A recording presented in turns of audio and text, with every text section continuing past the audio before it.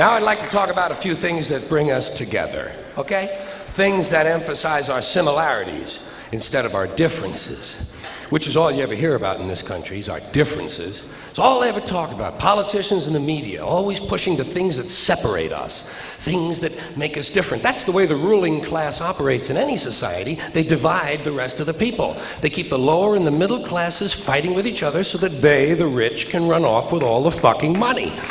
Fairly simple thing,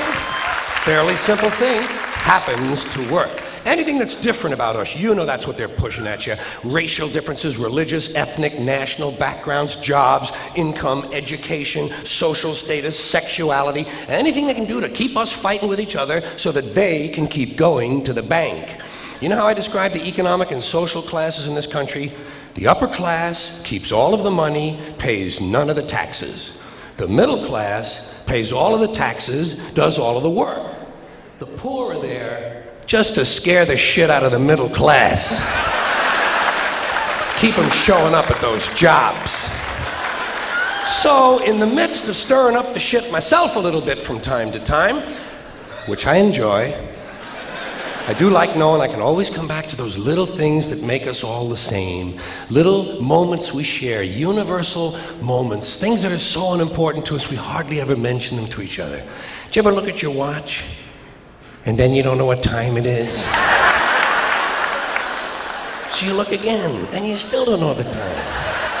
And you look a third time and somebody says, "What time is it?" You say, "I don't know." Do you ever notice how sometimes all day Wednesday, you keep thinking it's Thursday? And it happens over and over all day long. And then the next day, you're all right again. Do you ever find yourself standing in one of the rooms in your house and you can't remember why you went in there?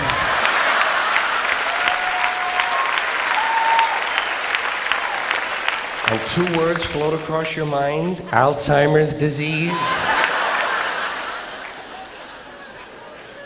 You ever been talking to yourself and somebody comes in the room and you have to make believe you were singing? And you hope to God the other person really believes there's a song called "What Does She Think I Am?" Some kind of putz. Little experiences we've all had. You ever been sitting in a railroad train in a station and there's another train sitting right next to you and one of them starts to move and you can't tell which one it is? How about when you're out on a small boat on a windy day? You ever been out on a little boat, windy day, rough waters, rocking back and forth, trying to keep your balance in a little boat, and you get back into the shore and you get on the dock and you could swear there was something inside of you that was still out there rocking around? Did you ever try to pick up a suitcase you thought was full, but it wasn't? And you go, and for just a split second, you feel really strong. How about looking through a chain link fence? Do you ever notice if you're just the right distance from a chain link fence, sometimes it seems to go, what is that? How do they do that? Do you ever try to tell somebody they have a little bit of dirt on their face? You can never get them to rub the right spot, can you? You say, "You got a little bit of dirt right here." They always go, "Where? Here?" And you just want to slap the bastard, you know? Say, "No, right here near your eye."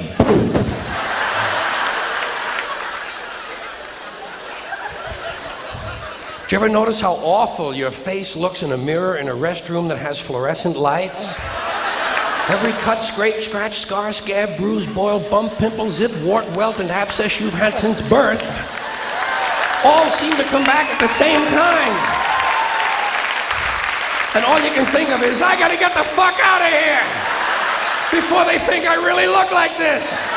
This is not my real face.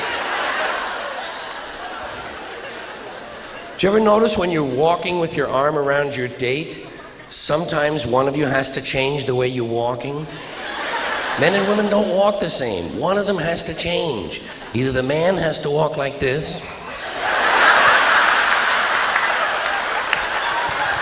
or the woman has to walk like this. Joey, how are you? How about when you're walking up a flight of stairs and you think there's one more step? And you go, and then you have to kind of keep doing that, you know? So all the other people will think it's something you do all the time. I do this all the time. It's the third stage of syphilis.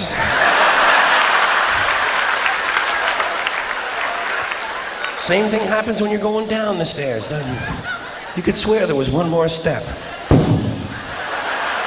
Holy shit. My hips are in my chest.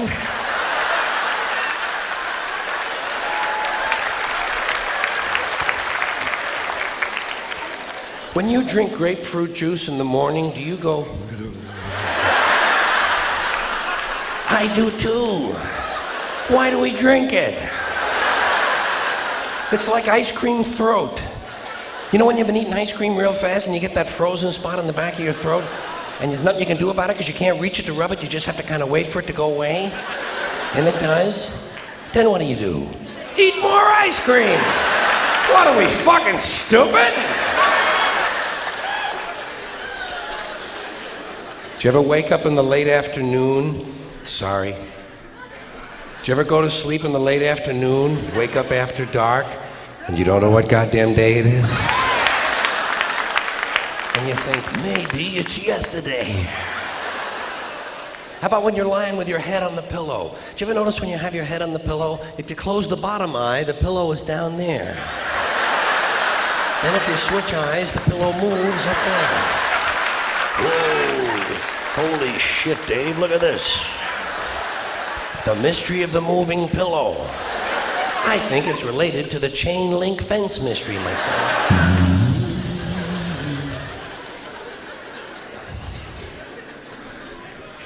Do you ever have to sneeze while you're taking a piss?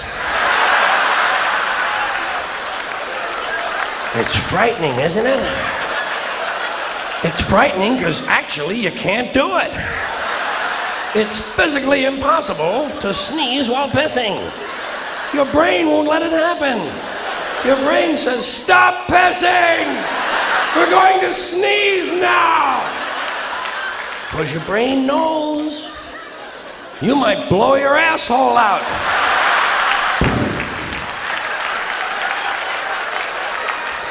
And wind up having to paint the entire apartment.